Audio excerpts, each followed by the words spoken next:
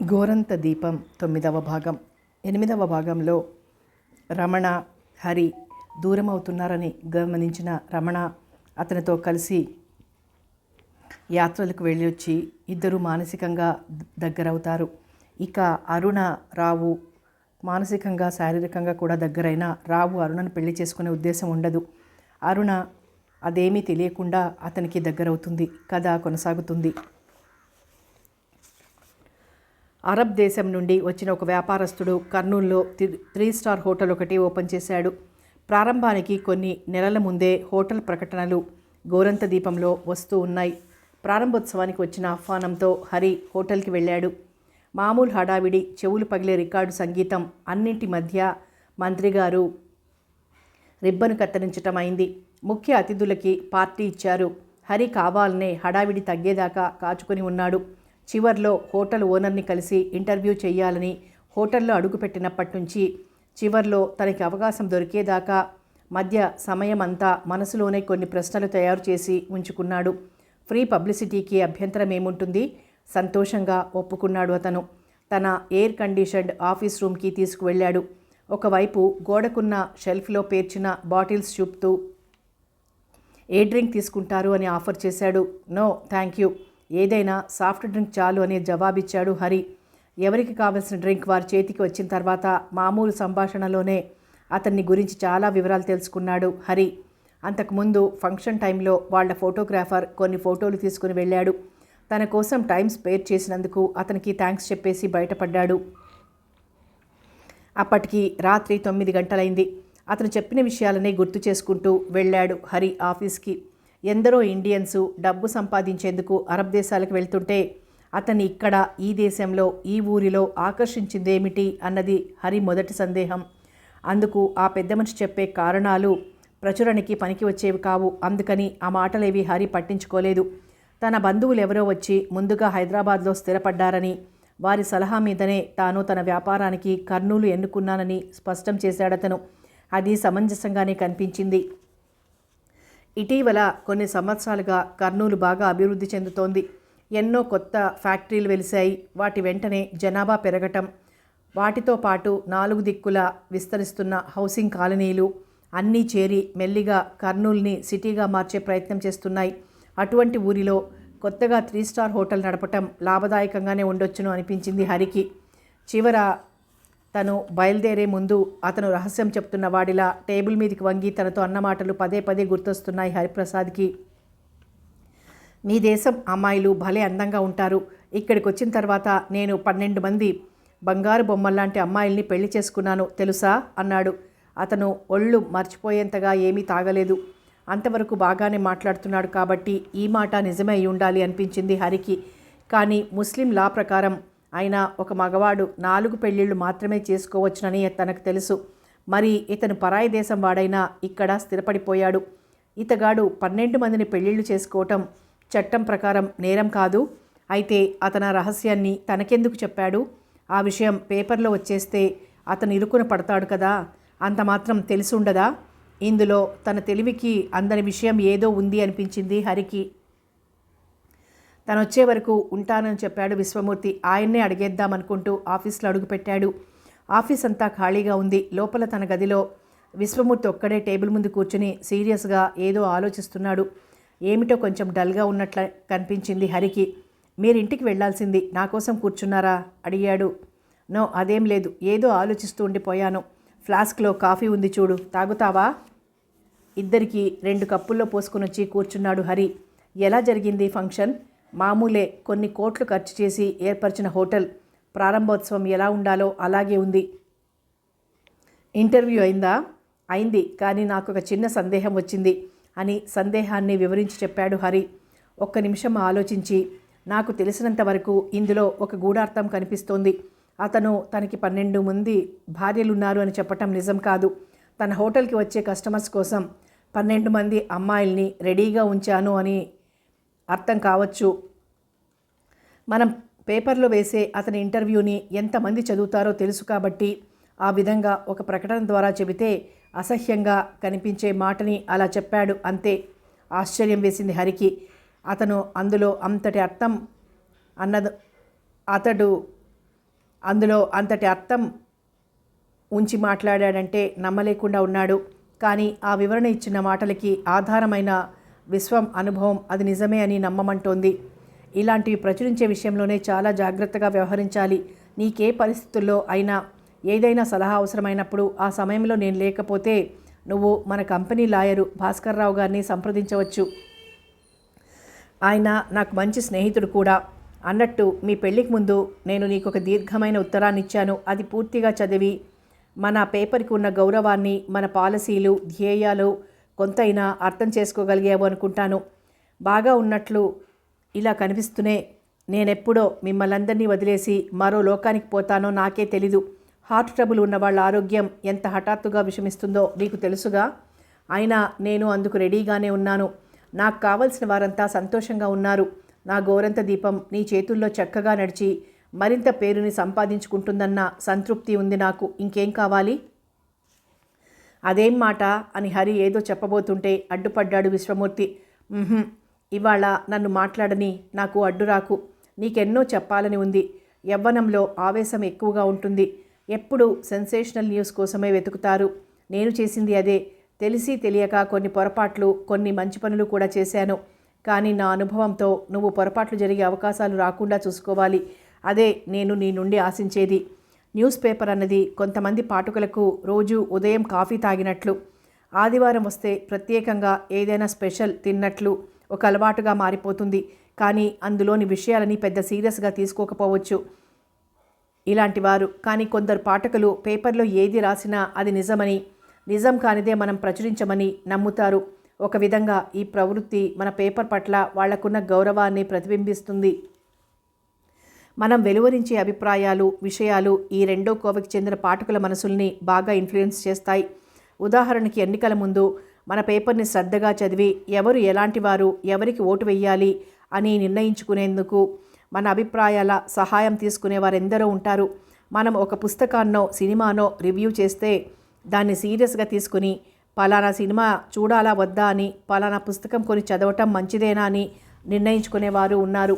అందుకనే ప్రతి ఒక్క అడ్వర్టైజ్మెంట్ మొదలు వార్తలు, అభిప్రాయాలు, వెలువరించే వ్యాసాలు, సంపాదకీయాలు లేదా కాలమ్స్ ఏదైనా బాగా ఆలోచించి అది చదివే పాఠకుడికి ఉపయోగకరము, అతని మనసుని సరియైన పద్ధతిలోనే ఇన్ఫ్లుయెన్స్ చేస్తుంది అని నిర్ధారించుకున్న తర్వాతే ప్రచురణకి తయారు చేసుకోవాలి. విశ్వమూర్తి మాటల్లోనే అలసిపోతున్నట్లుగా తెలుస్తూనే ఉంది హరికి. కానీ అడ్డు చెప్తే కోపం వస్తుందేమో అని మౌనంగా వింటున్నాడు.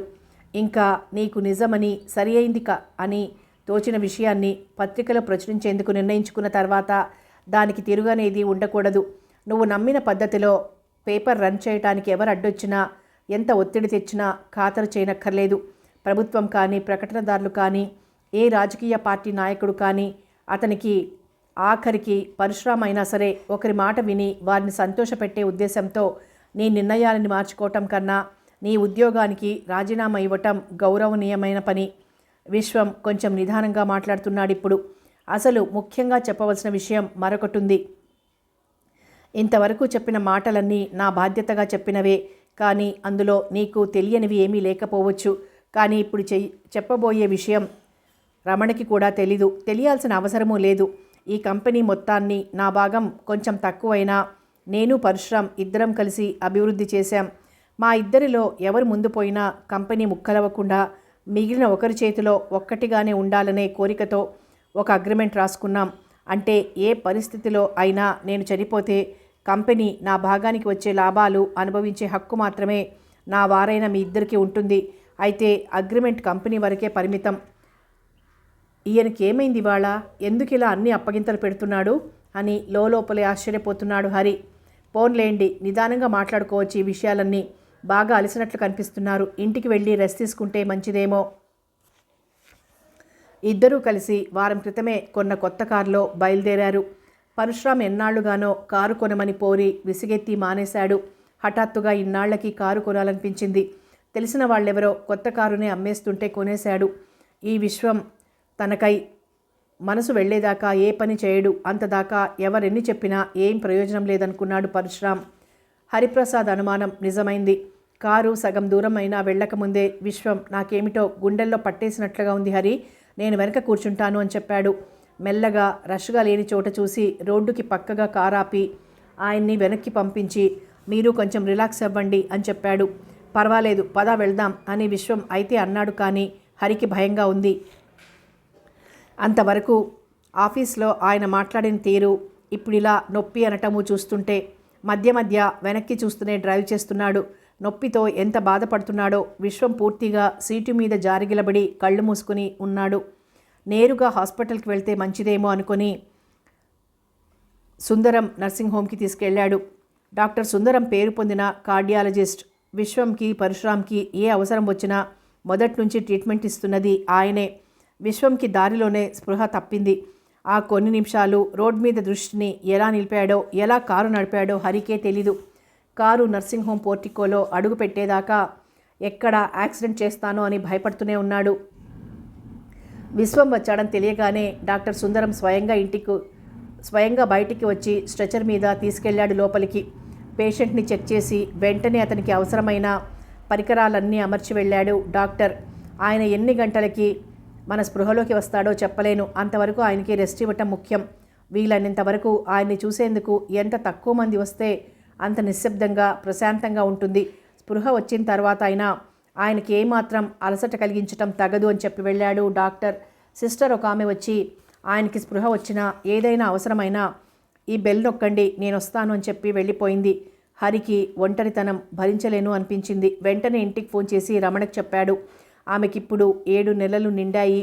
ఆఫీస్కి రావటం కూడా మానేసింది. తండ్రికి మునుపు ఎన్నిసార్లు గుండె నొప్పి రావటం, డాక్టర్ చూడటం తెలుసు కానీ ఇలా హాస్పిటల్లో అడ్మిట్ అవటం ఇదే మొదలు. ఏమైంది అసలు? ఆయన ఇంటికైనా రాకుండా అలాగే తీసుకెళ్లాల్సిన అవసరం ఏమొచ్చింది అనుకుంది. ఆమెకేమిటో అనుమానంగా ఉంది. చీర మార్చాలని కూడా గుర్తురాలేదు. ఆదుర్దాగా ఇల్లు తాళం పెట్టి నర్సింగ్ హోమ్కి వచ్చేసింది. మంచం మీద యోగ నిద్రలో ఉన్నట్టు పడుకుని ఉన్న తండ్రిని, ఆయన చుట్టూ ఉన్న ఆక్సిజన్ సిలిండరు, సెలైన్ డ్రిప్ ఆపరేటర్స్ని, పక్కనే కుర్చీలో చేత్తో తల రుద్దుకుంటూ కూర్చుని ఉన్న హరిని చూడగానే రమణకి మతిపోయింది. ఏమండి ఏమైంది నాన్నకి? ఎందుకు నేరుగా ఇటొచ్చారు అంటూ తండ్రి దగ్గరికి వెళ్ళబోయింది రమణ. చెయ్యి పట్టి ఆపాడు హరి. గది అవతలికి తీసుకెళ్ళి చెప్పాడు. ఆఫీస్ నుండి ఇంటికి వస్తుండగా దారిలోనే గుండెల్లో నొప్పిగా ఉందన్నారు. నొప్పితో బాగా బాధపడుతున్నట్లు కనిపించింది. మళ్ళీ రావటం, డాక్టర్కి ఫోన్ చేయటం అది ఆలస్యం అవుతుందని నేరుగా ఇలా తీసుకొచ్చాను. దారిలోనే స్పృహ తప్పింది. ఆయనకు అవసరమైన ట్రీట్మెంట్ ఇస్తున్నాం. ఆయన ఎప్పుడు కళ్ళు తెరుస్తారా అని వేచి చూడటం తప్ప మనం చేయగలిగింది ఏమీ లేదు. హాస్పిటల్లో అడ్మిట్ చేశారనగానే ఊరికే గాబరా పడొద్దు. ఇప్పుడైనా ఆయనకు స్పృహ వచ్చాకైనా మనం ఎంత కామ్గా ఉంటే ఆయనకి అంత మంచిది. అదిగో చూడు అప్పుడే కళ్ళ నీళ్లు. తప్పు కదూ? ఇప్పుడు ఏమైందని అనునయిస్తున్నాడు హరి రమణని అక్కడే ఉన్న ఒక బెంచి మీద కూర్చోబెట్టి. ఈ పరిస్థితిలో ఆమెకి దుఃఖం కలగటం సహజమే. నిజానికి తనకే ఏమిటో కాళ్ళు చేతులు స్వాధీనం తప్పినట్లవుతున్నాయి. కానీ అదేమీ బయటకి చూపించకుండా ఆమెకి ధైర్యం చెప్పటమే తన విధి అనుకున్నాడు. కొంతసేపు భర్త చేతుల్లో ముఖం దాచుకొని ఏడుస్తూ ఉండిపోయింది. ఆ రాత్రి వాళ్ళిద్దరికీ భోజనం, ఆకలి ఏవీ గుర్తురాలేదు. ఇద్దరూ విశ్వమూర్తి పక్కనే కంటికి కునుకు లేకుండా గడిపేశారు. తెల్లవారిన ఆయన పరిస్థితిలో ఏం మార్పు లేదు. అప్పటికి రమణకి దుఃఖం కొంత ఉపశమించింది. ధైర్యం కూడదీసుకుంది. అంతవరకు మొద్దుబారిపోయిన మెదడు పనిచేయటం ఆరంభించింది. ఏమండి మీరింటికి వెళ్ళిపోండి. ఇద్దరము కూర్చుని చేయగలిగింది ఏముంది? మీరిద్దరూ లేకపోతే ఆఫీస్లో కష్టం కదూ అని భర్తని పంపించేసింది. సమయానికి సరిగ్గా పరశురామ్ ఊళ్ళో లేడు. తాము పబ్లిష్ చేసే పుస్తకాలు కొన్ని మలేషియాకి ఎగుమతి చేయాలని అనుకున్నాడు అతను. అందుకు అవసరమైన ప్రయత్నంలో ఢిల్లీ వెళ్ళాడు. విశ్వమూర్తి హాస్పిటల్లో అడ్మిట్ అయ్యి 3 రోజులైంది. స్పృహ మాత్రం ఇంకా రాలేదు. రమణ ఇంటి ముఖం చూడకుండా హాస్పిటల్లోనే ఉండిపోయింది. ఆమెకి బొత్తిగా విశ్రాంతి లేక తన ఆరోగ్యం ఎక్కడ పాడవుతుందో అని హరికి భయంగా ఉంది. డాక్టర్ సుందరం కూడా చెప్పారు, మీ నాన్నకేం పర్వాలేదు, మేం జాగ్రత్తగా చూసుకుంటాం, నువ్వు ఇంటికి వెళ్ళి కొంచెం విశ్రాంతి తీసుకో అమ్మాయి అని. పోనీ రాత్రిళ్ళైనా నేనుంటానిక్కడ, నువ్వు ఇంటికి వెళ్ళిపో అని బ్రతిమాలుకున్నాడు హరి. రమణ ఎవ్వరి మాటలు చెవిన పెట్టలేదు. మీకు తెలీదండి, ఆయనకి తనవారంటూ నేను తప్ప ఎవ్వరూ మిగల్లేదు. తల్లి తండ్రి తనే అయి చిన్నప్పుడు ఆయన నా కోసం ఎన్ని కష్టాలు పడ్డారో, ఎంత ప్రేమగా పెంచి పెద్ద చేశారో నాకు తెలుసు. ఆయన నలుగురిలో ఉండగా ఎంత కలుపుగోలుగా ఉంటారో అందరికీ కనిపిస్తుంది. ఎవరికీ కనిపించని ఒంటరితనం కొండంత ఉన్నది ఆయన మనసులో. అందుకే నాకు పెళ్లి చేసిన నన్ను వదిలి ఆయన్ని వదిలి నేను ఉండలేకపోయాం. అయినా నేనెక్కడున్నా నా మనసు ఆయన దగ్గరే ఉంటుంది. అలాంటప్పుడు ఆయన్ని ఇక్కడ వదిలి నేను ఇంట్లో ఏం చెయ్యాలి? ఆయనకి ఏ క్షణంలో స్పృహ వచ్చినా నేను ముందుగా ఆయనకి కనిపించాలి. అప్పుడే మాకిద్దరికీ తృప్తి. మారు మాట్లాడలేకపోయాడు హరి. 3వ రోజుకి ఆఫీస్ స్టాఫ్ ఒక్కొక్కరికి తెలుస్తోంది విశ్వమూర్తి హాస్పిటల్లో ఉన్నాడన్న వార్త. ఒక్కొక్కరు వచ్చి హరితో మాట్లాడుతున్నారు ఈ విషయం. వాళ్ళందరూ కలిసి ఆ సాయంత్రం హాస్పిటల్కి వెళ్దామని అనుకుంటున్నారు. మధ్యాహ్నం 1 గంటకి నర్సింగ్ హోమ్ నుండి ఫోన్ వచ్చింది హరికి. ఏమిటి డాక్టర్, ఎలా ఉంది మా మామగారికి? గాబరాగా అడిగాడు. ఐఎమ్ సారీ మిస్టర్ హరిప్రసాద్, మీ శ్రీమతి టాయిలెట్కి వెళ్తూ కళ్ళు తిరిగి కింద పడిపోయారు. ఆయన ఏం చెబుతున్నది అర్థం అవగానే నేను వెంటనే వస్తున్నాను, ఇంకేం చెప్పొద్దండి అంటూ ఫోన్ పెట్టేసి బయలుదేరాడు హరి. అతని వెంటే నాపూర్తి, సత్యం, మరో 2 బయలుదేరారు. హరి నర్సింగ్ హోంలో అడుగు పెట్టేసరికి అంతా అయిపోయింది. షాక్ వల్ల అయితేనేమి, ఎక్కువగా రక్తం పోవటం వల్ల అయితేనేమి రమణ ప్రాణాలు దక్కలేదు. 2 కాళ్ళు విరిగిన వాడిలా ఎక్కడి వాడక్కడే కూలిపోయాడు హరి. నోట మాట రావటం లేదు, బుర్ర పనిచేయటం లేదు. భగవాన్, నాకెందుకు ఈ శిక్ష అని కుమిలిపోయాడు చేతుల్లో ముఖాన్ని దాచుకుని. నిశ్శబ్దంగా రోధిస్తూ ఉన్న హరికి డాక్టర్ సుందరం తన భుజం తట్టి మెల్లగా అన్న మాటలు కూడా తలకెక్కనే లేదు. I'm really very sorry mister Hari, విశ్వం గారు కూడా పోయారు. చిత్రం ఏమిటంటే సరిగ్గా కూతురు కింద పడిపోయిన క్షణంలోనే ఆయన ప్రాణం పోయింది. అదృష్టవంతులు, ఒకరి లోటు ఒకరికి కనిపించకుండానే ఒకేసారి తప్పుకున్నారు. నాకు తెలుసు ఇంత దుఃఖాన్ని భరించటం ఎంత కష్టమో. పోయిన ఇద్దరికీ కావలసిన వారు మీరొక్కరే. జరగాల్సింది చూడండి. పరశురామ్ గారు ఈరోజు వస్తారనుకుంటాను కదూ? తర్వాత ఏం జరిగింది హరిప్రసాద్కి గుర్తులేదు. పరశురామ్ గుండెకి తగలరాని చోటే దెబ్బ తగిలింది. జబ్బు చేసి 1 రోజులు మంచాన పడ్డాడు. ఆ 1 రోజులు కరుణ కంటికి రెప్పలాగా జాగ్రత్తగా చూసుకుంది. ఆ వేళ ఆదివారం. తండ్రి బలవంతం మీదనే అక్క వెంట సినిమాకి వెళ్ళింది. ఆయనకి జబ్బు చేసినప్పటి నుంచి ఆమె ఇల్లు వదిలి వెళ్ళటం ఇదే మొదలు. పరశురామ్ 3 రోజులుగా ఆఫీస్కి వెళ్ళి 1 గంట సేపు మాత్రం ఉండి అవసరమైన పనులు చూసుకొని వచ్చేస్తున్నాడు.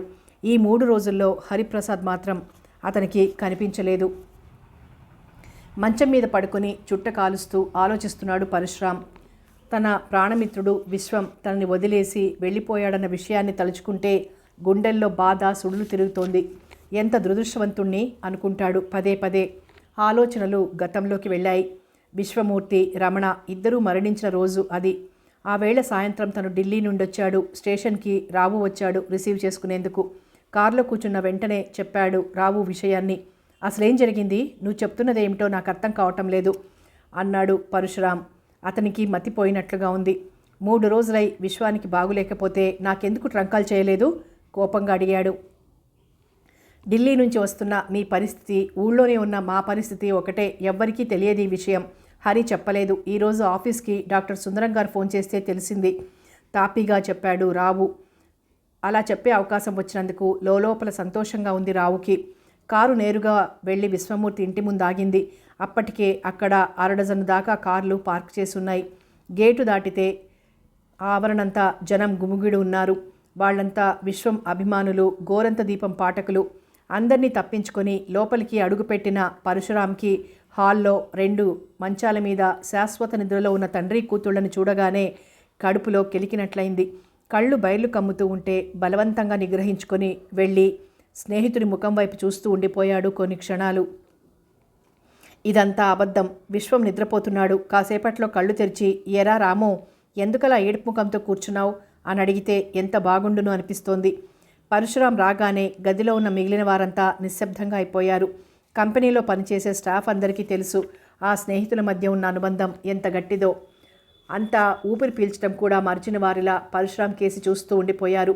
తలెత్తిన పరశురామ్కి అటువైపు మరో కుర్చీలో కూర్చుని ఏదీ పట్టని వాడిలా శూన్యంలోకి చూస్తున్నట్టుగా ఉన్న హరిప్రసాద్ కనిపించాడు. అతనికి ఆ క్షణంలో జరిగిన అనర్థానికంతా హరే కారణం అనిపించింది. కోపంతో ఒళ్ళు తెలియలేదు. బాధలో ఏం మాట్లాడుతున్నది ఆలోచించుకోలేదు. ఇంత ఘోరం జరగటానికి కారణం నువ్వే. విశ్వంకి అటాక్ రాగానే నాకు ట్రంకాలు ఎందుకు చేయలేదు? ఒక్క మాట నాకు తెలిపి ఉంటే. చివరికి ఆఖరుగా ఒక్క మాటైనా మాట్లాడుకోలేకుండా అయింది. నిండు నెలలైన అమ్మాయిని ఒంటరిదాన్ని చేసి హింస పెట్టావు. ఇదంతా నీకు తెలివి తక్కువై చేశావా? వాళ్ళు నీకేం ద్రోహం చేశారు? నువ్వు ఇలాంటి వాడివని ఏమాత్రం తెలిసినా నిన్ను రా మా రావుకి మా దాపుకి కూడా రానిచ్చేవాడిని కాదు. ఆవేశంతో ఇంకా ఎన్ని మాటలు అనుండేవాడో కానీ ఎక్కడి నుంచి వచ్చిందో కరుణ బలవంతంగా తనని చేపట్టి లాక్కొని ఇంటికి తీసుకెళ్ళింది. వారం రోజులు ఎవరితోనూ మాట్లాడలేదు పరశురాం. ఇప్పుడు ఆలోచిస్తే తాను ఆ రోజు ఎంత మూర్ఖంగా ప్రవర్తించానా అనిపించింది. అబ్బా, ఎంత లేసి మాటలన్నాను. హరి ఎంత బాధపడి ఉంటాడు. తన స్నేహితుడు పోయాడన్న బాధలో ఏం చేయాలో తోచలేదప్పుడు. ఆ ఆవేశంలో తప్పంతా అతనిదే అనిపించింది. నిజానికి భార్య, మామగారు ఇద్దరూ ఒకేసారి పోయి దుఃఖంలో ఉన్న ఆ అబ్బాయిని ఓదార్చాల్సిన బాధ్యత తనకుంది. కానీ తను చేసిందేమిటి? అయినా అతనిలో ఎంత సహనం ఉంది. తనెన్ని మాటలు మాట్లాడినా తన బాధ అర్థం చేసుకున్నవాడిలా మౌనంగా ఉండిపోయాడు. తన తప్పు ఏమిటని నిలదీసి తనని ప్రశ్నించలేదు. ఆ రోజు నుండి తను మళ్ళీ హరిముఖం చూడనే లేదు. ఆఫీస్లో తన వర్క్ అంతా చాలా మటుకు రావుకే వదిలేశాడు. మొదట్లో రావు మాటలు, అతని తీరు తనకి అంతగా నచ్చకపోయినా రాను రాను అతని సమయస్ఫూర్తి, నేర్పు తన నమ్మకాన్ని సంపాదిస్తున్నాయి. ఆ మధ్య ఒకసారి తమ కంపెనీకి ఏటా ఒక నవల రాసి ఇచ్చే ఒక ప్రఖ్యాత రచయిత్రికి ఎక్కువ ప్రతిఫలం కావాలని ఆశ కలిగింది. అప్పటికే కాదు, ఏ కంపెనీ ఏ నవల రచయిత్రికి ఇవ్వనంత రెమ్యునరేషన్ ఇస్తున్నారు. ఇంకా పెంచటం అనవసరం, దండగ కూడాను. కానీ ఆవిడ అడిగినంత ముట్టజెప్పకపోతే తనకి ముందు తమకేమీ రాసివ్వనని బెదిరించింది తన ఏజెంట్ ద్వారా. తనకేం చెయ్యాలో తోచలేదు. రావుని పిలిచి ఒక మాట చెప్పాడు. అతను వెంటనే, ఈ డీల్కి ఒప్పుకోవద్దండి సార్, మనకి నష్టం అన్నాడు. ఆ మాత్రం నాకు తెలుసోయ్. నో అని చెప్పటం అతి సులభంగా చేయొచ్చు, కానీ తర్వాత ఏమయ్యేది చూసుకోవాలి కదా. మరి నిజంగానే మనకి ఇక ముందు రాసివ్వకపోవచ్చు. ఎందుకు ఇవ్వదండి? ఆవిడే వచ్చి మన కాళ్ళు పట్టుకోవాలి. ఆ మాటలేం అర్థం కాలేదు పరశురాంకి. ఆవిడ అలాగే చాలా కంపెనీలతో డిమాండ్ చేస్తోంది. నేను ఆ వివరాలన్నీ కనుక్కున్నాను. ఎవరికి ఏమీ ఇవ్వకుండా అన్నీ తనే పబ్లిష్ చేసుకోవాలని ప్లాన్ వేసినట్లుంది. అంతకన్నా తెలివి తక్కువ పని మరోటి ఉండదు. ఇవన్నీ ఇతనికి ఎలా తెలుసు అని ఆశ్చర్యపోయాడు పరశురాం. మీరు చూస్తూ ఉండండి, చేయాల్సిందేమిటో నాకు తెలుసు. ఆవిడ ఒక్క పుస్తకం పబ్లిష్ చేసి రిలీజ్ చేయనివ్వండి, చూద్దాం దృఢంగా అన్నాడు రావు. అన్నంత పని చేసి చూపించాడు. తర్వాత తమ కంపెనీ పుస్తకాలు డిస్ట్రిబ్యూట్ చేసే సంస్థలు, వాటి బ్రాంచీలు పెద్ద టౌన్లన్నింట్లో ఉన్నాయి. ఒక ఉత్తరం డ్రాఫ్ట్ చేసి తనకు చూపాడు. దాన్నే కాపీలు చేసి తన పేరు మీదుగా ఆయా ఆఫీసులన్నింటికీ పంపించాడు. స్థూలంగా అందులో విషయం, పలానా రచయిత్రికి తన కంపెనీకి ఎటువంటి సంబంధం ఉండబోదని, మాటల్లోనూ ఆవిడ స్వంతంగా ప్రచురించే పుస్తకాలు ఆయా సంస్థల ద్వారా మార్కెట్ అవటం తమ ఇష్టానికి విరుద్ధమని మాటల వెనక అర్థంలోనూ ఉంది. దాంతో రావు ఏదైతే జరగాలనుకున్నాడో అదే జరిగింది. ఆ రచయిత్రి ఒకే పుస్తకాన్ని మొదటి ప్రచురణకి 5,000 కాపీలు ప్రింట్ చేస్తే అందులో 10% కన్నా అమ్ముడవలేదని తెలిసింది. అప్పుడో ఇప్పుడో ఆమె తన దగ్గరకు వస్తుందని రావు ఎదురు చూస్తున్నాడు. అప్పుడప్పుడు ఇంటికొచ్చి ఆఫీస్ కబుర్లు చెప్తూ ఉంటాడు రావు. హరి ప్రతిరోజు తప్పనిసరిగా ఆఫీస్కి రావటమే కాకుండా భోజనము, విశ్రాంతి కూడా లేకుండా అర్ధరాత్రి దాకా పనిచేస్తున్నాడట. ఒకరోజు గదులు ఊడ్చేందుకు స్వీపర్ వచ్చేసరికి ఉదయం 6 గంటల సమయంలో టేబుల్ మీద తలపెట్టుకొని నిద్రపోతున్నాడట. ఈ ప్రవర్తనకి అర్థమేమిటో తనకు తెలుసు. కొందరు బాధని తలుచుకుంటూ మరింత దుఃఖంతో ఏ పని చేయకుండా తమని తాము ఒక గదిలో బంధించుకొని గడుపుతారు. మరికొందరు జరిగిన విషయాలని తలుచుకునేందుకు కూడా తీరిక దొరకనంతగా పనిచేస్తారు. కల్పించుకునైనా బాధని మర్చిపోయేందుకు అది ఒక మార్గం. వారికి తన వల్ల ఒకరికి బాధ కలగకూడదు అని అనుకునేవారు ఇలాగే ప్రవర్తిస్తారు. నిజానికి విశ్వం ఈ కోవకే చెందుతాడు. మీనాక్షి చనిపోయిన తర్వాత కొన్ని రోజులు అతను ఎలా టైం గడుపుతూ ఉండేవాడో తనకి తెలుసు. ఆ సమయంలో ఎన్నో పుస్తకాలు చదివాడు, కొన్ని వ్యాసాలు రాశాడు పత్రికలకి. అప్పట్లో ఆ రోజుల్లో తనకింకా గుర్తే అదంతా. తను ఇలా జబ్బుపడి అవతల హరి కూడా డీలా పడిపోయి ఉంటే న్యూస్ పేపర్ నడపటం కష్టమై ఉండేది. అతన్ని తలుచుకుంటే జాలి వేస్తోంది. భార్యా వియోగం ఎంత బాధాకరమో తనకు తెలుసు. కామేశ్వరి పోయేసరికి అరుణకి 10 ఏళ్ళు, కరుణకి 5 ఏళ్లుంటాయేమో. విశ్వం లాంటి మిత్రుడి సాహచర్యమే లేకపోతే తాను ఆ రోజు ఏ సన్యాసుల్లో కలిసి వెళ్ళిపోయేవాడో. అతనికున్న మనస్థైర్యాన్ని తనలోనూ కల్పించి మామూలు మనిషిగా చేశాడు. అలాంటి వాడిప్పుడు పోయినా తన దారి చూసుకున్నాడు. ఒకప్పుడు తను హరి మంచివాడు, బుద్ధిమంతుడని తన కూతుర్నిచ్చి పెళ్లి చేయాలనుకున్నాడు. వాళ్ళిద్దరికీ కళ్యాణం రాసిపెట్టలేదు. విశ్వం అల్లుడయ్యాడతను. అతడు తనకే విధంగానో బంధువు అయి ఉంటే అతని దుఃఖాన్ని పంచుకుని ధైర్యం చెప్పేవాడు. పరాయివాడు కాబట్టే ఉదాసీనంగా ఉండగలిగాడు. హరిని ఒకసారి ఇంటికి రమ్మని పిలిస్తే బాగుంటుంది అనిపించింది పరశురామ్కి. వెంటనే ఫోన్ చేశాడు. హలో, హరి స్వరం వినిపించింది. హరి, నువ్వేనా? నేను పరశురామ్ని. చాలా రోజులైంది మనం కలుసుకొని. ఒకసారి ఇంటికి వస్తావా? తప్పకుండా సార్. మీరిప్పుడు ఫ్రీగా ఉన్నారా? పూర్తిగా ఫ్రీ. అమ్మాయిలు లేరు, పిక్చర్కి వెళ్ళారు. ఓకే, పావుగంటలో వస్తాను. పరశురామ్ మనసు కొద్దిగా తేలిక పడినట్లయింది. కాలింగ్ బజర్ శబ్దం వినిపించగానే హరిని తన గదికి తీసుకురమ్మని చెప్పాడు వంట మనిషికి. హరి ముఖంలో ఎప్పుడూ కనిపించే చిరునవ్వు స్థానే సీరియస్నెస్ చోటు చేసుకుంది. కళ్ళు బాగా లోతుకుపోయి దవడెమకలు బయటికి కనిపిస్తున్నాయి. చెదిరిపోయిన క్రాఫు, నలిగిన బట్టలు చెప్పకనే చెబుతున్నాయి అతను తన డ్రెస్ విషయంలో ఏపాటి శ్రద్ధ చూపుతున్నది. ముఖం కడుక్కొని రాబోయ్, కొంచెం రిలీఫ్గా ఉంటుంది అని గదిన అనుకుని ఉన్న బాత్రూమ్ చూపించాడు పరశురామ్. ముఖం కడుక్కొని తలదూవుకుని వచ్చాక కొంచెం తేటగా కనిపించింది హరి ముఖం. వేడి ఉప్మా ప్లేట్లు, కాఫీలు వచ్చాయి. హరి సగం కన్నా తీసుకోలేకపోయాడు. కాఫీ తాగి చుట్టా అంటించుకుంటూ, నా మీద ఇంకా కోపం పోలేదా హరి అని అడుగుతున్న పరశురామ్ కేసి ఆశ్చర్యంగా చూశాడు హరిప్రసాద్. నాకెందుకు సార్ కోపం? నొచ్చుకుంటూ అన్నాడు హరి. ఆ వేళ ఏం మాట్లాడానో ఏమో నాకు ఒళ్ళు తెలియలేదు. అదంతా మనసులో పెట్టుకోవద్దు. విశ్వంతో నాకున్న స్నేహానికున్న వయసు తెలిస్తే నా బాధ నీకు అర్థమవుతుంది. 30 ఏళ్ల నాడు విశ్వం సహాయమే లేకపోతే నేనేమై ఉండేవాణ్ణో నేనే ఊహించలేను. అలాంటి వాడు ఈ లోకాన్ని వదిలి వెళ్ళిపోయాడంటే నా గుండెలో సగభాగాన్ని కోసి తీసేసినట్లుగా అయింది నాకు. ఆయన చెప్పే మాటలు మౌనంగా వింటున్నాడు. సార్, నేనేం పరాయివాణ్ణి కాదు. మీరు నన్ను 4 మాటలు అన్నంత మాత్రాన నాకేం కోపం రాదు అని నిజాన్ని చెప్పాలనిపించింది ఆ క్షణంలో. కానీ అంతకంటే ముఖ్యమైన ఒక విషయం ఆయనతో చెప్పాల్సి ఉంది. అది ఎలా మొదలు పెట్టాలా అని ఆలోచిస్తున్నాడు Hari. Kurnool soft drinks factory ఎన్నేళ్ల నుంచో రన్ అవుతుందో చెప్పగలరా? నాకు బాగా గుర్తులేదు, కానీ 15 సంవత్సరాలు అయిండొచ్చు. ఏం? కుతూహలంగా చూశాడు పరశురామ్ హరి వంక. వాళ్ళు తయారు చేస్తున్న జాలీ కోలా రుచి మీద నాకు అనుమానంగా ఉంది. ఈ ఊళ్ళోనే ఏమిటి, ఈ ఏరియా అంతా పాపులర్ డ్రింక్ అనుకుంటానది. నిజమే. ఆ మాటకొస్తే జాలీ కోలా రుచి నాకు ఇష్టమే. బాగా డైల్యూట్ చేసిన ఆల్కహాల్ ఫ్లేవర్ తెలుస్తుంది తాగుతూ ఉంటే కదూ. మన ఆఫీస్లో ఏ పార్టీ జరిగినా జాలీ కోలానే ఆర్డర్ చేస్తుంటాను నేను. నిజంగా ఆల్కహాలే మిక్స్ చేస్తున్నారేమో అందులో. నో, అలా జరగటానికి వీల్లేదు. సాఫ్ట్ డ్రింక్ లైసెన్స్ మీద ఎంత తక్కువైనా ఆల్కహాల్ మిక్స్ చేయటం నేరం తెలుసా? ఏవో కెమికల్స్ ఉపయోగించి ఆ రుచిని కల్పిస్తారనుకుంటాను. నా దృష్టికి వచ్చిన 2 ఉదంతాలు మీకు చెబుతాను. అప్పుడు నాకొచ్చిన అనుమానమే మీకు వస్తుంది. డాక్టర్ సుధాకరం తెలుసుగా మీకు? ఆ మధ్య ఒకసారి 50 బాటిల్స్ జాలీ కోలా వరుసగా తాగుతారని పందెం వేశాడు వాళ్ళ పెద్దబ్బాయి రాజు. నిజంగా అతను తాగగలిగితే స్నేహితులంతా కలిసి 100 రూపాయలు ఇచ్చేట్టు ఒప్పించుకున్నాడు. 20 బాటిల్స్ తాగిన తర్వాత కళ్ళు తిరిగినట్లయి పడిపోయాడట. స్నేహితులంతా భయపడి రిక్షాలో ఇంటికి తెచ్చారు. డాక్టర్ గారు కోప్పడి కొడుకును పరీక్ష చేసి పడుకోబెట్టారు. ఆ వేళ నేను ఆఫీస్ నుంచి ఇంటికి వెళ్ళేసరికి ఇంటి ముందు డజను సైకిళ్ళు, గుంపుగా అబ్బాయిలు కనిపిస్తే డాక్టర్ గారింట్లోకి వెళ్ళాను నేరుగా. విషయం ఏమిటో తెలిసింది.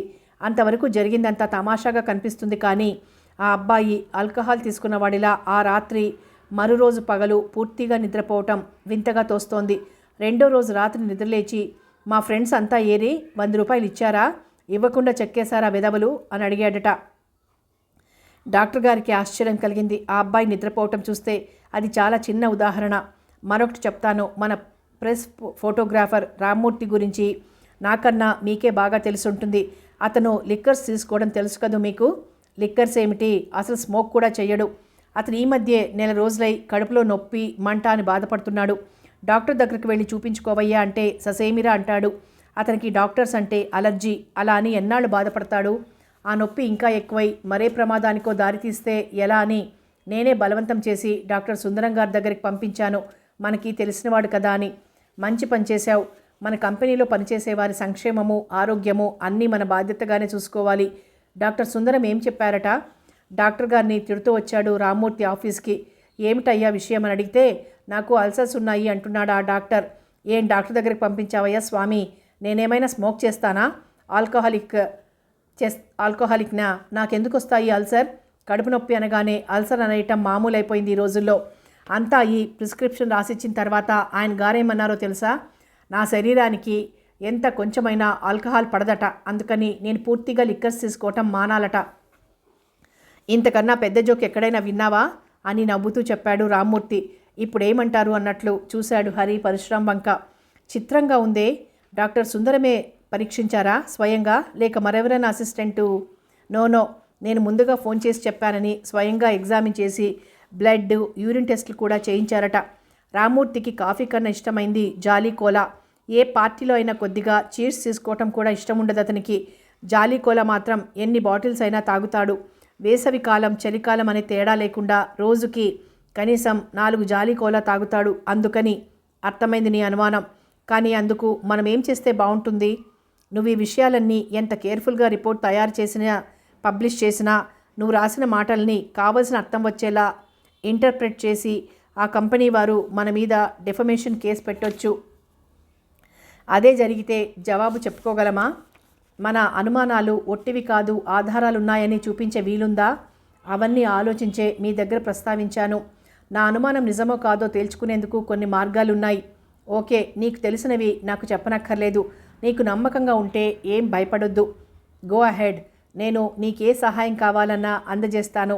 ఆ మాటతో ధైర్యం కలిగింది హరిప్రసాద్కి. అసలు పరశురామ్ ఇంత సులభంగా ఒప్పుకుంటాడని అతను అనుకోలేదు. ఎందుకంటే Kurnool soft drinks company partners ముగ్గురులో కేజీ నాయుడు అనే ఆయన పరశురామ్కి మంచి స్నేహితుడు. తను చేయదలుచుకున్న జాలీ కోలా ఇన్వెస్టిగేషన్ గురించి ఎవ్వరికీ చెప్పదలుచుకోలేదు హరి. అందుకని తనకి సహాయమైన గోపీనాథ్, రామ్మూర్తి మాత్రం ఉంటే చాలు అనుకుని వాళ్ళిద్దరినీ ఒకరోజు ఇంటికి రమ్మని చెప్పాడు. ఒక్కరిని పిలిచినట్లు మరొకరికి తెలియదు. ఇద్దరు టైంకి సరిగ్గా ఇంటి ముందే కలుసుకున్నారు, ఒకరినొకరు ఆశ్చర్యంగా చూసుకుంటూ. రండి, మీ ఇద్దరితో ఒక విషయం మాట్లాడాలని రమ్మన్నాను. ఈ సంగతి ఆఫీస్లో కూడా ఎవరికీ తెలియటం అనవసరం, అందుకే ఈ ఏర్పాటు అని వాళ్ళిద్దరిని ఆహ్వానించాడు హరిప్రసాద్. హరి పత్రికకి ఎడిటర్ అయిన రామ్మూర్తి తనకన్నా ముందు నుండి ఆ సంస్థలో ఉన్నాడు కనుక అతన్ని మీరు అని మన్నిస్తాడు. ముగ్గురు హాల్లో కూర్చుని బిస్కెట్లు, కాఫీ తీసుకున్నారు. మీరు జాలీ కోలా మానేస్తే మంచిదేమో అనిపిస్తోందండి అన్నాడు హరి నవ్వుతూ రామ్మూర్తిని ఉద్దేశించి. నిజంగానే అంటున్నారా, లేక తమాషాగా? అదేమైనా విస్కీనా, బ్రాందీనా? మానేయవలసినంత తప్పేం చేసిందండి పాపం పూర్ జాలీ కోలా. అవును, మరి మీరు అలాగే అంటారు. ఎంతైనా 5 ఏళ్ల నుంచి క్రమం తప్పకుండా తాగుతున్నారు కదా. కానీ దానివల్లే మీకు అల్సర్ వచ్చిందేమోనని నాకు అనుమానంగా ఉంది. డాక్టర్ సుందరం చెప్పిన మాటలు గుర్తుంది కదా. లిక్కర్స్ మీ ఒంటికి పడవు, మానేయండి అన్నారు. బీరు రుచైనా తెలియని మిమ్మల్ని పట్టుకొని ఆయన ఎందుకలా చెప్పారంటారు? నిజమే హరి, ఆ వేళ నుంచి ఆలోచిస్తున్నాను. నాకేం అర్థం కాలేదు. అప్పటికి నేను ఆల్కహాల్ రుచి అయినా తెలియని వాడినని చెప్పాను. కానీ ఆ డాక్టర్ అదేం చెవినేసుకోకుండా మంచిది అనేసి తప్పించుకున్నాడు అసహాయంగా అన్నాడు రామ్మూర్తి. అప్పుడే కలిగింది నాకు అనుమానం. ఈ జాలీ కోలాలో ఏమైనా చాలా తక్కువ శాతంలో ఆల్కహాల్ కలుపుతున్నారేమో, దాంతో వచ్చిన రుచి, ఫ్లేవర్ వల్లనే ఇంత పాపులర్ అయిందేమో అని. ఇవన్నీ నా అనుమానాలే అనుకోండి. ఈ అనుమానాన్ని అలాగే వదిలేందుకు ఇది మనలో ఒకరికి ఇద్దరికి సంబంధించిన విషయం కాదు. కొన్ని వేల మంది ఈ డ్రింక్ తీసుకుంటారేమో ప్రతిరోజు. వాళ్ళల్లో చిన్నపిల్లల పర్సంటేజీ ఎక్కువే ఉంటుంది. ఒకసారి 2 సార్లు తాగినంత మాత్రాన ఏం కాకపోవచ్చు. కానీ అదే వరుసగా కొన్ని సంవత్సరాలు తీసుకుంటూ అలవాటుగా మార్చుకుంటే అందులో నిజంగా ఎంత కొద్ది భాగం ఆల్కహాల్ ఉన్నా ఆరోగ్యం చెడే అవకాశం ఉంది. నేను ఈ మధ్య కొన్ని రోజులుగా 2-3 డాక్టర్లని, వాళ్ళ దగ్గరికి వచ్చే వాళ్లలో అల్సర్ పేషెంట్స్ని ఎంక్వైరీ చేశాను. అఫ్కోర్స్ చాలా మటుకు స్మోకింగ్ వల్ల, లిక్కర్స్ వల్ల అల్సర్స్ వచ్చిన వాళ్లే ఎక్కువ అనుకోండి. కానీ అలాంటి అలవాట్లేమీ లేకున్నా జాలీ కోలా ఎక్కువగా తాగేవారు ఉన్నారు కొందరు. వాళ్ళ ఆహారపు అలవాట్లన్నీ విచారణ చేశాను. అవన్నీ నా అనుమానానికి మరింత బలాన్నిచ్చాయి. ఇంకా ఇందులో నిజానిజాలేమిటో తేల్చుకోవాలి ఇప్పుడు మనం. ఆసక్తిగా వింటున్నాడు గోపీనాథ్. అతను ఆఫీస్లో చేరి 2 సంవత్సరాలే అయింది. హరిప్రసాద్ వయసులో చాలా పెద్దవాడు కాకపోయినా అతనంటే గౌరవం గోపీనాథ్కి. ఏమయ్యా, సైన్స్ పోస్ట్ గ్రాడ్యుయేట్వి కదా నువ్వు. ఎక్సైజ్ వాళ్ళు ఏ లిక్కర్లో ఎంత ఆల్కహాల్ ఉన్నది ఎలా అసెస్ చేస్తారో తెలుసా నీకు అడిగాడు హరి గోపీనాథ్ని. సైన్స్ని డిగ్రీ కోసం మాత్రం కాకుండా శ్రద్ధతో, అభిమానంతో చదివిన స్టూడెంట్ గోపీనాథ్. తనని ప్రత్యేకించి సైన్స్ గురించి ఎవరైనా అడిగితే చాలా ఉత్సాహంగా జవాబు చెప్తాడతను. ప్రత్యేకంగా అందుకే తయారు చేసిన హైడ్రోమీటర్ అనే సాధనం ఉపయోగిస్తారు సార్. దీని సహాయంతో ఆల్కహాల్ పర్సంటేజ్ ఎంత ఉన్నది సులభంగా తెలుసుకోవచ్చు. దీన్ని తయారు చేయటంలో ప్రూఫ్ స్పిరిట్ అనే నీరు ఆల్కహాల్ మిశ్రమాన్ని స్టాండర్డ్గా ఉంచుకుంటారు. ప్రూఫ్ స్పిరిట్లో 57% ఆల్కహాల్ ఉంటుంది. కానీ దీన్ని జాలీ కోలా లాంటి సాఫ్ట్ డ్రింక్స్కి ఉపయోగించేందుకు వీలు కాదనుకుంటాను. ఇందులో చాలా తక్కువగా ఉంటుంది కదండి పర్సంటేజీ. అందుచేత ఏ కెమికల్ ల్యాబొరేటరీలో అయినా అనలైజ్ చేయొచ్చునా అడిగాడు. కానీ హరికి తెలుసు అంత సులభంగా తేలిపోయే విషయం కాదది అని. కష్టమే సార్. మామూలుగా ఇలాంటి సాఫ్ట్ డ్రింక్స్ అన్నిట్లో ఎక్కువ భాగం సోడా వాటర్ ఉంటుంది, కానీ నాకు తెలిసినంతలో మరో మార్గం ఉంది. ఏ డ్రింక్కైనా ముందుగా నిర్ణయించబడిన మిశ్రమ సూత్రాన్ని అనుసరించి ఒక సిరప్ని తయారు చేస్తారు. అందులో కొన్ని మిల్లీమీటర్ల ద్రవాన్ని మాత్రమే ప్రతి సీసా డ్రింక్ తయారీకి ఉపయోగిస్తారు. మనకి ఆ సిరప్ శాంపిల్ దొరికితే అందులో ఆల్కహాల్ కలిపి ఉన్నది లేనిది సులభంగా కనుక్కోవచ్చును. అయితే మనం ఇప్పుడు ఆ సిరప్ శాంపిల్ని సంపాదించాలన్నమాట. బాగుంది అని కొన్ని క్షణాలు ఆలోచనలో పడ్డాడు హరి. ముందుగా ప్లాన్ వేసుకున్న ప్రకారం రామ్మూర్తి, గోపీనాథ్ కలిసి బయలుదేరారు. రామ్మూర్తి స్కూటర్లో ఊరికి 3 కిలోమీటర్లు దూరంగా ఉన్న Kurnool soft drink private limited వారి ఫ్యాక్టరీ చేరడానికి 5 నిమిషాలు పట్టింది. వాళ్ళిద్దరూ పోర్టికోలో స్కూటర్ పార్క్ చేయగానే అటూ ఇటూ చూసి ముందుకు వెళ్ళబోయారు. ఎవరు కావాలని అడిగాడు రిసెప్షనిస్టు. తాము పలానా అని చెప్పగానే వాళ్ళిద్దరినీ అక్కడున్న సోఫా మీద కూర్చోబెట్టి ఫోన్ చేశాడు మేనేజర్కి. వీళ్ళు ఫ్యాక్టరీ చూసేందుకు వస్తారని హరిప్రసాద్ ముందుగానే మేనేజర్కి చెప్పి ఉండటం వల్ల అతను వెంటనే తన గదిలోంచి బయటకు వచ్చాడు. స్వయంగా వాళ్ళని ఆహ్వానించి తన వెంట లోపలికి తీసుకువెళ్ళాడు. ముగ్గురు ఒకరినొకరు పరిచయాలు చేసుకున్నారు. మేనేజర్ రామస్వామి పొట్టిగా, లావుగా, చూడటానికి బోండాంలా ఉన్న మనిషి. కదలిక, నడకల్లో చురుకుతనం ఉంది. అతను తన గారపళ్ళు బయటపెట్టి నవ్వినప్పుడల్లా ఒక ఫోటో తీసేద్దాం అన్నంత ఉత్సాహం వచ్చేస్తోంది గోపీనాథ్కి. అతను ఇద్దరిని తన గదికి తీసుకువెళ్ళి కూర్చోబెట్టాడు. ఇద్దరికీ కాఫీలు ఇచ్చి కొంతసేపు తనని గురించి, తన ప్రొప్రైటర్స్ దగ్గర తనకున్న ఇన్ఫ్లుయెన్స్ గురించి డబ్బా కొట్టుకున్నాడు. అంతలో మళ్ళీ తనే, సారీ మీ టైం వేస్ట్ చేస్తున్నాను, మీరు వచ్చిన పని ముందు చూడాలి కదా, పదండి అని లేవగొట్టాడు ఇద్దరిని. రామ్మూర్తి బ్యాగ్లోంచి కెమెరా తీసి మెడలో సర్దుకున్నాడు. గోపి చిన్న ప్యాడు, పెన్సిల్ చేతిలోకి తీసుకున్నాడు. అలాగే ఒకసారి ఇంకో జేబులో చేపెట్టి చూసుకున్నాడు. తాను తెచ్చుకున్న ఖాళీ ఇంజెక్షన్ సీసా ఉందా లేదా అని. సీసా చేతికి తగిలింది. ఉత్సాహంగా ముందుకు అడుగు వేశాడు. అప్పటికే మిషన్ల హోరు చెవుల్లో నిండి వాళ్ళు గట్టిగా మాట్లాడితే గానీ వినిపించటం కష్టంగా ఉంది. ఒక పొడవాటి హాల్లో కొన్ని రకాల మెషిన్లు పనిచేస్తున్నాయి. అవన్నిటినీ దాటి అవతల దూరంగా ఉన్న ఓ గదిలోకి తీసుకువెళ్ళాడు మేనేజర్. జాలీ కోలాకి కావలసిన సిరప్ని ఇక్కడ తయారు చేయం, హైదరాబాద్ నుంచి మాకు వస్తుంది, దాన్ని ఇక్కడ బ్యారెల్స్లో స్టోర్ చేసి ఉంచుతామని చెప్పాడు రామస్వామి. తర్వాత మరో గదికి తీసుకువెళ్ళాడు అతను. ముందు వెళుతుంటే రామ్మూర్తి, గోపీనాథ్ ముఖాలు చూసుకుంటూ అతన్ని వెంబడించారు. కొన్ని క్షణాలు వెనకబడ్డాడు గోపీనాథ్ స్టోర్ రూమ్లోనే, వరుసగా పేర్చి ఉన్న సీల్ చేసిన బాటిల్స్ వంక చూస్తూ. అప్పుడు మళ్ళీ ప్రవేశించిన గదిలో బాటిల్ క్లీనింగ్ మెషిన్ ఉంది. దాన్ని చూసి మేనేజర్ వివరిస్తుండగా రామ్మూర్తి 2 ఫోటోలు తీసుకున్నాడు. ఆ గదిలో నుంచి బాటిల్స్ ఒక ప్యాసేజ్ ద్వారా మరొక గదిలోకి వెళ్తున్నాయి. అక్కడ ఒక పెద్ద గాజు బ్యారెల్లో ఉన్న సిరప్ చుక్కలుగా సీసాల్లోకి పడుతోంది.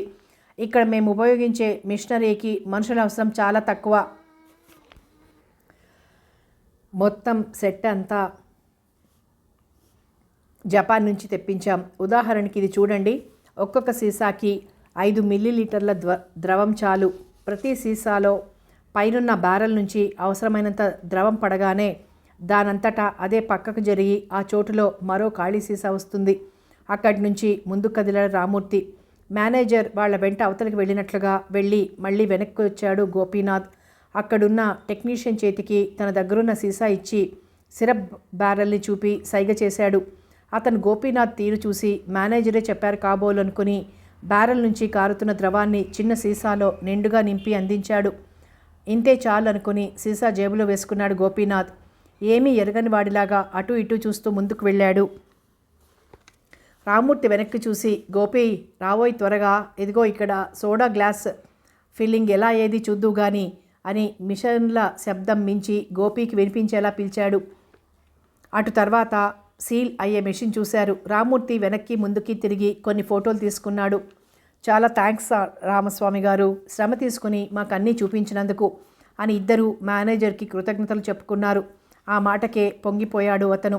ఎంత మాట, అందులో కష్టమేముందండి, గోరంత దీపం జర్నలిస్టులు అనగానే ఈ గౌరవం మీకు ఎక్కడైనా లభిస్తుంది అని మళ్ళీ నవ్వుతూ ఇద్దరినీ సాగనంపాడు. రామ్మూర్తి, గోపీనాథ్ ఆఫీస్ చేరి హరిప్రసాద్ గదిలోకి వెళ్ళాడు. జేబులోంచి సీసా తీసి టేబుల్ మీద హరి ముందుంచాడు గోపి. గుడ్, సో వెళ్ళిన పని సాధించారన్నమాట అని దాన్ని తీసి తన టేబుల్ సొరుగులో ఉంచేశాడు. ఇవాళే దీన్ని హైదరాబాద్ పంపిస్తాను ఎనాలిసిస్కి. అంటూ మేనేజర్ ఏమన్నాడు అన్నీ చూపించాడా అని అడిగాడు. వాళ్ళెవ్వరూ జవాబు చెప్పకముందే టేబుల్ మీద ఫోన్ మోగింది. కొంతసేపు అతను ఫోన్లో మాట్లాడి పెట్టేశాడు. మాట్లాడుతున్నంతసేపు ఎదురుగా కూర్చున్న ఇద్దరి వైపు చూసి చిన్నగా నవ్వుతున్నాడు. వాళ్ళకదేమీ అర్థం కావటం లేదు. ఏమిటి సార్ సస్పెన్సు? ఎవరు ఫోన్ చేసింది? అక్కడ నువ్వు చేసిన పని బయటపడింది స్వామి. నేనేం చేశాను? మీరు చెప్పినట్లు చేశాను. అదే పాపం ఒకటే గాబరా పడిపోతున్నాడు మేనేజర్ రామస్వామి. వాళ్ళు ఉపయోగించే సిరప్ కొన్ని చుక్కలు కూడా ఫ్యాక్టరీ దాటి బయటకు వెళ్లేందుకు వీలు లేదట. మరి నువ్వేమో సీసాని నింపుకొని వచ్చేసావు. ఆ సిరప్ కాంపోజిషన్ ఒక వ్యాపార రహస్యమట. అది ఎవరికి తెలియటానికి వీల్లేదట. మా వాడు కొంచెం రుచి చూద్దామని తీసుకున్నాడా, అది అతని కడుపులోకి ఎప్పుడో చేరిపోయింది అని భరోసా ఇచ్చాను నేను. పాపం ఆ గాబరాలో మనకు కావలసిన మరో ఇన్ఫర్మేషన్ ఇచ్చాడు. ఆ కాంపోజిషన్ వాళ్ళ జనరల్ మేనేజర్ కేశవరెడ్డి గారికి తప్ప మరెవ్వరికీ తెలియని రహస్యమట.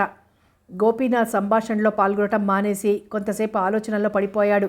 హరి ఇది గమనించి అడిగాడు, ఏమిటోయ్ ఏదో ప్లాన్ వేస్తున్నట్టున్నావు? తన ప్లాన్ ఏమిటో 4 ముక్కల్లో చెప్పేశాడు గోపి. ఆ వారంలో కర్నూలు సాఫ్ట్ డ్రింక్ ఫ్యాక్టరీ గురించిన ఫోటో ఫీచర్ వచ్చింది. గోరంత దీపంలో జనరల్ మేనేజర్ కేశవరెడ్డి గారు స్వయంగా హరికి ఫోన్ చేసి యూ హ్యావ్ డన్ వెల్ అని కంగ్రాచ్యులేషన్స్ చెప్పారు. అవాళే హైదరాబాద్ నుంచి అనాలిసిస్ రిపోర్ట్ వచ్చింది. హరిప్రసాద్ అనుమానం నిజమే అని తేలింది. వెంటనే గోపీనాథ్ని పిలిచి దానికి ఫోటోస్టాట్ కాపీలు తీయించమని చెప్పి పంపాడు హరి. సార్, ఆ రోజు జాలీకోలా గురించి నేను చెప్పింది గుర్తుంది కదూ? ఇన్వెస్టిగేషన్ అయింది. నా అనుమానం నిజమే. సిరప్లో 20% ఆల్కహాల్ ఉందట. Is it? నమ్మలేకపోయాడు పరశురాం. ఆయనతో మాట్లాడడం అయ్యాక ఎస్పీ కృష్ణప్ప గారి నెంబర్ తిప్పాడు. హలో, ఏమిటి గోరంత దీపం ఆఫీసా? హరిప్రసాద్ కదూ మీ పేరు? విశ్వమూర్తి చదువుకునే రోజుల్లో అతనికి జూనియర్ కృష్ణప్ప. ఆయన కర్నూలు ఎస్పీగా వచ్చినప్పటి నుంచి వాళ్ల స్నేహం మళ్ళీ అభివృద్ధి అయింది. గోరంత దీపం పేరు వినగానే కృష్ణప్పకి స్నేహితుడే గుర్తొచ్చాడు. ఆ రకంగా హరిప్రసాద్తోనూ కొంచెం పరిచయం ఉంది.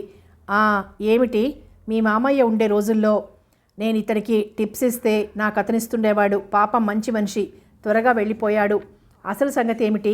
ఏదైనా ఇన్ఫర్మేషన్ మీకు ఇవ్వాలనే ఫోన్ చేసింది. ఫోన్ మీద వివరంగా చెప్పటం బాగుండదు, క్లుప్తంగా చెప్తాను.